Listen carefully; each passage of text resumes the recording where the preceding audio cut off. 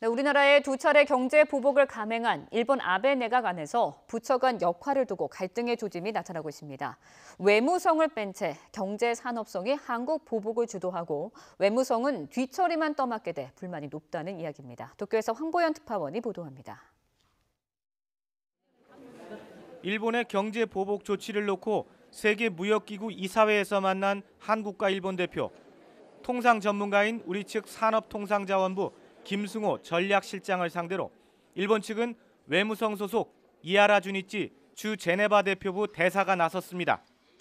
자유무역 체제를 위협을 하고 전체 글로벌 밸류 체인에 위협된다는 점을 간략하게 언급을 하고 これは輸出管理制度に基づく措置であるということを述べ 쟁점인 수출 제도에 해박한 우리 대표와 제도 자체에 대한 이해가 떨어질 수밖에 없는 외무성 출신 일본 대표가 맞붙은 셈입니다.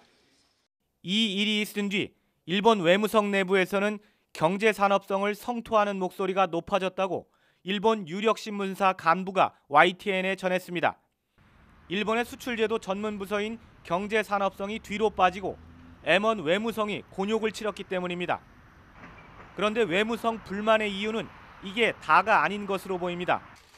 요미우리 신문은 한국에 대한 경제 보복 조치는 외무성을 쏙 뺀 채 아베 총리를 중심으로 경제 산업성이 밀어붙였다고 보도했습니다.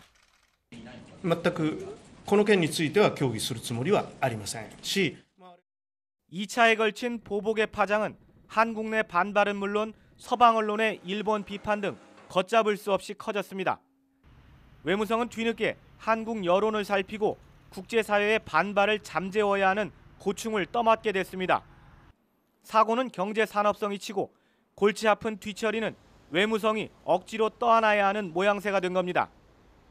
반도체 소재 세계 품목에 대한 수출 제재, 즉 1차 보복 조치 이후 한 달 동안 이 중 하나인 불화수소의 한국 수출량은 전월 대비 84%나 감소한 것으로 나타났습니다. 관련 일본 기업 수출이 그만큼 줄었다는 얘기입니다. 경제산업성이 한국을 향해 냅다 찌른 칼날이 일본 기업에도 큰 상처를 남긴 게 수치로 확인된 셈입니다. 도쿄에서 YTN 황보연입니다.